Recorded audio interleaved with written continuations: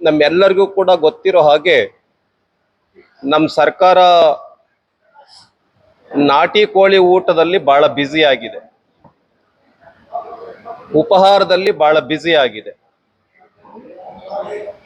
ಕಾಂಗ್ರೆಸ್ಸಿನ ಹೈಕಮಾಂಡ್ ಕಾಂಗ್ರೆಸ್ಸಿನ ಕರ್ನಾಟಕ ರಾಜ್ಯದ ಮುಖ್ಯಮಂತ್ರಿ ಹುದ್ದೆಯ ಸಮಸ್ಯೆಯಲ್ಲಿ ಬಹಳಷ್ಟು ಸಂಶೋಧನೆಯ ನಂತರ ನಾಟಿ ಕೋಳಿ ಊಟ ಮಾಡಿ ಬೆಳಿಗ್ಗೆ ಬ್ರೇಕ್ಫಾಸ್ಟ್ ಮಾಡಿ ಮುಖ್ಯಮಂತ್ರಿ ಹುದ್ದೆಯ ಎಲ್ಲ ಸಮಸ್ಯೆಗಳು ಪರಿಹಾರ ಆಗ್ತವೆ ಅನ್ನುವಂಥ ಒಂದು ಪರಿಹಾರವನ್ನ ಕಾಂಗ್ರೆಸ್ಸಿನ ಹೈಕಮಾಂಡ್ ಕಂಡುಕೊಂಡಿದೆ. ನಮ್ಮ ಮೆಕ್ಕೆಜೋಳ ಖರೀದಿ ಮಾಡಬೇಕು ಅಂತ ಹೇಳಿ ಸಾವಿರಾರು ಜನ, ಲಕ್ಷಾಂತರ ಜನ ರೈತರು ಬಾಯಿ ಬಡ್ಕೊಳ್ತಾ ಇದ್ರು ಕೂಡ ನಮ್ಮ DK ಶಿವಕುಮಾರ್ ಅವರು ಮತ್ತು ಸಿದ್ದರಾಮಯ್ಯ ಅವರು ಬೆಳಿಗ್ಗೆ ಬ್ರೇಕ್ಫಾಸ್ಟ್ ನಲ್ಲಿ ಬಹಳ ವ್ಯಸ್ತರಾಗಿದ್ದಾರೆ.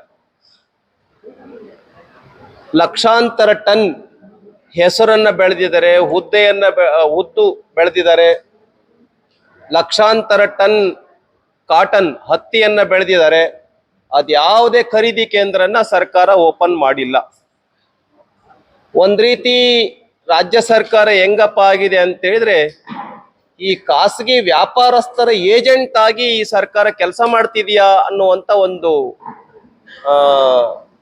ಜಿಜ್ಞಾಸೆ, ಒಂದು ಸಂಶಯ ನಮ್ಮ ರೈತರಲ್ಲಿ ಮೂಡಿದೆ.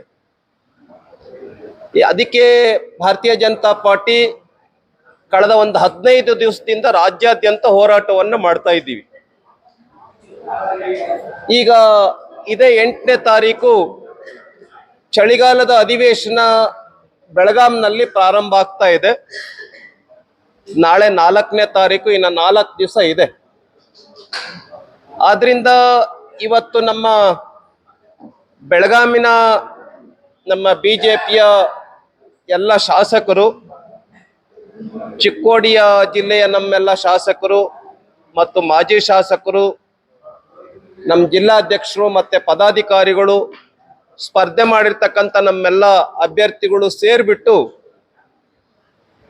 ಈ ಉತ್ತರ ಕರ್ನಾಟಕದ ಸಮಸ್ಯೆಗಳನ್ನು ಮತ್ತೆ ರೈತರ ಸಮಸ್ಯೆಗಳನ್ನ ಪರಿಹರಿಸಬೇಕು ಅಂತೇಳಿ ಒತ್ತಾಯ ಮಾಡಿ ಒಂದು ಹೋರಾಟ ಮಾಡಬೇಕು ಅನ್ನುವಂಥ ಒಂದು ತೀರ್ಮಾನಕ್ಕೆ ನಾವು ಬಂದಿದ್ದೇವೆ.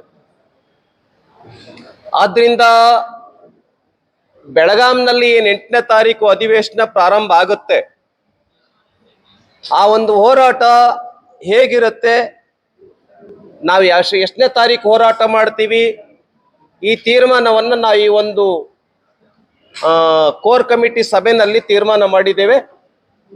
ಪ್ರಮುಖವಾಗಿ ಬೇಡಿಕೆಗಳು ಏನಪ್ಪಾ ಅಂತಂದ್ರೆ, ಒಂದು ಮೆಕ್ಕೆಜೋಳ, ಹೆಸರು, ಉದ್ದು, ತೊಗರಿ ಮತ್ತು ಹತ್ತಿ ಇವುಗಳ ಖರೀದಿ ಕೇಂದ್ರಗಳನ್ನ ಕೂಡಲೇ ಎಷ್ಟು ಪ್ರಮಾಣದಲ್ಲಿ ಬೆಳೆದಿದ್ದಾರೆ ಅಷ್ಟು ಪ್ರಮಾಣದಲ್ಲಿ ಕೊಂಡುಕೊಳ್ಳೋ ರೀತಿಯಲ್ಲಿ ಖರೀದಿ ಕೇಂದ್ರವನ್ನ ತೆರಿಬೇಕು ಗ್ರಾಮ ಪಂಚಾಯತ್ ಮಟ್ಟದಲ್ಲಿ ಅಂತ ಹೇಳಿ ಒಂದು ಪ್ರಮುಖವಾಗಿರೋ ಬೇಡಿಕೆ. ಎರಡನೇದು, ಕಬ್ಬು ಬೆಳೆಗಾರರೇನಿದ್ದಾರೆ ಅವರ ಸಮಸ್ಯೆ ಪೂರ್ತಿ ಪರಿಹಾರ ಆಗಿಲ್ಲ. ಹಾಗಾಗಿ ಕಬ್ಬು ಬೆಳೆಗಾರರ ಸಮಸ್ಯೆಯನ್ನು ಕೂಡ ಬಗೆಹರಿಸಬೇಕು. ಮೂರನೇದು ಬಹಳ ಇಂಪಾರ್ಟೆಂಟ್, ಇನ್ನೊಂದೇನಪ್ಪಾ ಅಂತ ಹೇಳಿದ್ರೆ, ನಮ್ಮ ರಾಯಚೂರು, ಬಳ್ಳಾರಿ, ಕೊಪ್ಪಳ ಮತ್ತು ವಿಜಯನಗರ ಜಿಲ್ಲೆ, ಈ 4 ಜಿಲ್ಲೆಯ ರೈತರಿಗೆ ತುಂಗಭದ್ರಾ ನದಿ ನೀರೇನಿದೆ ಆ ನದಿ ನೀರನ್ನ ಆಂಧ್ರ ಪ್ರದೇಶಕ್ಕೆ ಬಿಡ್ತಾ ಇದ್ದಾರೆ. 2ನೇ ಬೆಳೆಗೆ ನೀರು ಕೊಡೋದಕ್ಕೆ ಏನು ಸ್ಟಾಕ್ ಮಾಡ್ಕೊಳ್ಬೇಕಾಗಿತ್ತು, ಅದನ್ನ ನಾವು ಗೇಟ್ಗಳ ರಿಪೇರಿಯನ್ನ ಮಾಡಬೇಕು ಅನ್ನುವಂತ ಹೆಸರಿನಲ್ಲಿ ಸುಮಾರು 40 TMC ನೀರನ್ನ ಆಂಧ್ರ ಪ್ರದೇಶಕ್ಕೆ ಬಿಡ್ತಾ ಇದ್ದಾರೆ. ಪರಿಣಾಮವಾಗಿ ನಮ್ಮ 4 ಜಿಲ್ಲೆಯ ರೈತರಿಗೆ 2ನೇ ಬೆಳೆಯನ್ನ ತೆಗೆದುಕೊಳ್ಳಕ್ ಆಗ್ತಾ ಇಲ್ಲ. ಅದಕ್ಕೆ 25,000 ರೂಪಾಯಿ ಪ್ರತಿ ಎಕರೆಗೆ ಪರಿಹಾರವನ್ನ ಕೊಡಬೇಕು ಅಂತನೂ ಕೂಡ ಡಿಮ್ಯಾಂಡ್ ಅನ್ನು ಇಟ್ಟಿದ್ದೀವಿ. ಈ ತರ ಉತ್ತರ ಕರ್ನಾಟಕದ ಸಮಸ್ಯೆಗಳು ಕೂಡ ಇದ್ದಾವೆ. ಆದ್ರಿಂದ ಈ ತರ ಅನೇಕ ಸಮಸ್ಯೆಗಳನ್ನ ಇಟ್ಕೊಂಡು ನಾವು ಬೆಳಗಾಂನಲ್ಲಿ ಅಧಿವೇಶನ ನಡೆಯುವಂತ ಟೈಮ್ನಲ್ಲಿ ಹೋರಾಟವನ್ನ ಮಾಡಬೇಕು ಅಂತಿದ್ದಾರೆ. ಆ ದಿನಾಂಕ ಮತ್ತು ಯಾರ್ಯಾರು ಈ ಹೋರಾಟದಲ್ಲಿ ಭಾಗವಹಿಸ್ತಾ ಇದ್ದಾರೆ ಅನ್ನುವಂಥ ವಿಷಯವನ್ನ ನಮ್ಮ ಮಾಜಿ ಮಂತ್ರಿಗಳು ಮತ್ತೆ ನಮ್ಮ ಹಿರಿಯ ಶಾಸಕರಾಗಿರ್ತಕ್ಕಂಥ ಬಾಲಚಂದ್ರ ಜಾರಕಿಹೊಳಿ ಅವರು ಮಾತಾಡ್ತಾರೆ. ನಗರದ ಕೋರ್ ಕಮಿಟಿ ಸಭೆಯಲ್ಲಿ ನಾವು ಇವತ್ತೊಂದೆಲ್ಲ ನಿರ್ಣಯಕ್ಕೆ ಬಂದಿದ್ದೀವಿ. ಸೊ ಅಂದ್ರೆ ಇದೀಗ ಅವ್ರು ಹೇಳಿದಂಗ ನಮ್ಮ ರಾಜ್ಯ ಅಧ್ಯಕ್ಷರಾದ ಸನ್ಮಾನ್ಯ ವಿಜೇಂದ್ರ ಅವರು, ವಿರೋಧಿ ಪಕ್ಷ ನಾಯಕರಾದ ಸನ್ಮಾನ್ಯ ಆರ್ ಅಶೋಕ್ ಅವರ ಇವ್ರ ನೇತೃತ್ವದಲ್ಲಿ ನಾವು ಅಂದ್ರೆ 9ನೇ ತಾರೀಕು ಡಿಸೆಂಬರ್ 9ರಂದು ಇಲ್ಲಿ ಬೆಳಗಾವಲ್ಲಿ ಸುವರ್ಣಸೌಧದ ಮುಂಚೆ ಒಂದು ದೊಡ್ಡ ಪ್ರಮಾಣದಲ್ಲಿ ರೈತರು ಹೋರಾಟ ಮಾಡ್ಬೇಕಂತೇಳಿ ಇವತ್ತೊಂದು ನಿರ್ಣಯ ತಗೊಂಡಿದ್ದೀವಿ.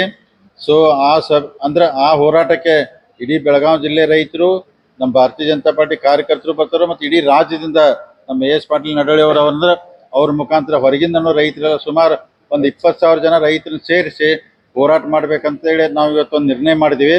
ಆ ಪ್ರಕಾರ ಇಡೀ ಎಲ್ಲ ನಮ್ಮ ಮಾನ್ಯ ಗೌರವಾನ್ವಿತ ಶಾಸಕರು, ಮಾಜಿ ಶಾಸಕರು, ಎಲ್ಲ ಪದಾಧಿಕಾರಿಗಳು ಸಹಕಾರ ಕೊಟ್ಟು ಹೆಚ್ಚಿನ ಸಂಖ್ಯೆಯಲ್ಲಿ ಅವತ್ತು ರೈತರು ಕರ್ಕೊಂಡ್ಬರ್ತಂದರು, ನಮ್ಮ ಕಾರ್ಯಕರ್ತರು ಬರ್ತಾರು.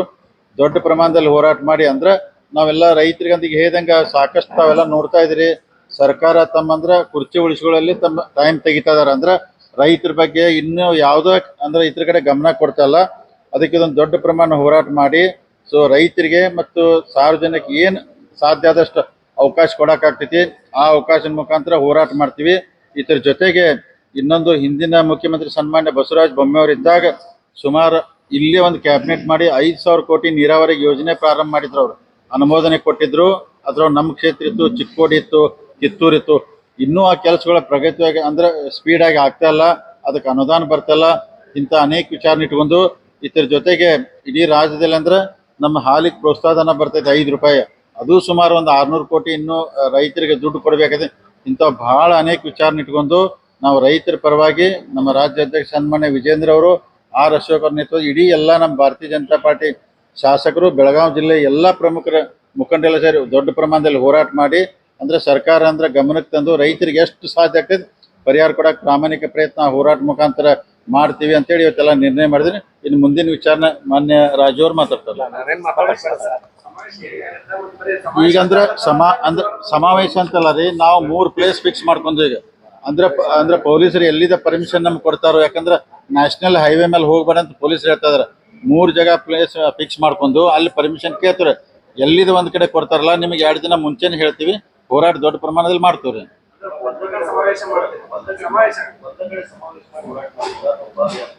ಪಾದಯಾತ್ರೆ ಮಾಡ್ಬೇಕಂತಿದೆ, ನಮ್ಗೆ ಕನಿಷ್ಠ 3 ಕಿಲೋಮೀಟರ್ ಪಾದಯಾತ್ರೆ ಮಾಡ್ಬೇಕಂತ ಹೇಳಿ ಪ್ಲಾನ್ ಇಟ್ಕೊಂಡಿರಿ.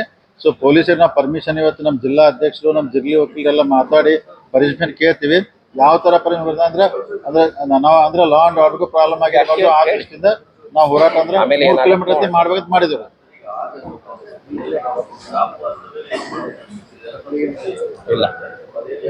ಇಲ್ಲ ಅದ್ರ ಬಗ್ಗೆ ಇನ್ನೂ ಕ್ಲಾರಿಟಿ ನಮಗೂ ಕನ್ಫರ್ಮೇಶನ್ ಇಲ್ಲ. ಇಲ್ಲಿ ಬಂದ ನಂತರ ನೋಡೋಣ ಅವ್ರು ಮಾಡ್ತಾರಲ್ಲ ಗೊತ್ತಿಲ್ಲ ರೀ. ಮಾಡಿದ್ರೆ ಒಳ್ಳೇದು, ಇಲ್ಲಂದ್ರೆ ಮುಂದಿನ ದಿನಮಾನದಾಗ ಮಾಡ್ತಾರ. ಅಲ್ಲಲ್ಲ ಆ ಬಗ್ಗೆ ಚರ್ಚೆ ನಮ್ಮ ಮುಂದಾಗಿಲ್ಲ ರೀ.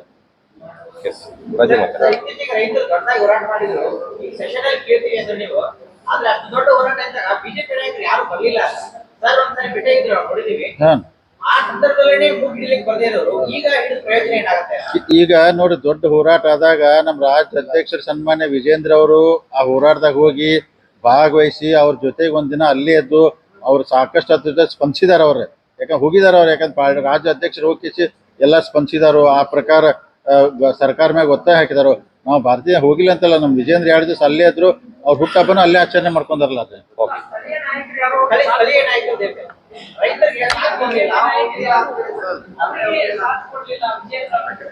ಇಲ್ಲ, ನಾನು ರಾಜ್ ಅವರು ಇದ್ರು, ಕಡಾಣಿ ಅವರು ಇದ್ರು, ಎಲ್ಲರೂ ಅಧ್ಯಕ್ಷರೆಲ್ಲರೂ ಬಂದಿದ್ರು. ರಾಜು ಅಲ್ಲ, ಯಾರು ಅದನ್ನ ಈ ಕಡೆನೆ ಕೊಟ್ಟು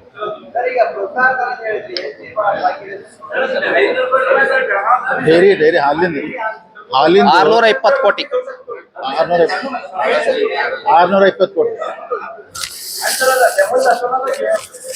ಆಲ್ ಓವರ್ ಕರ್ನಾಟಕದ ಎಲ್ಲ ರೀ 620 ಹಾಲ್ ಆಗ್ತಾರಲ್ಲ ರೀ ಎಲ್ಲ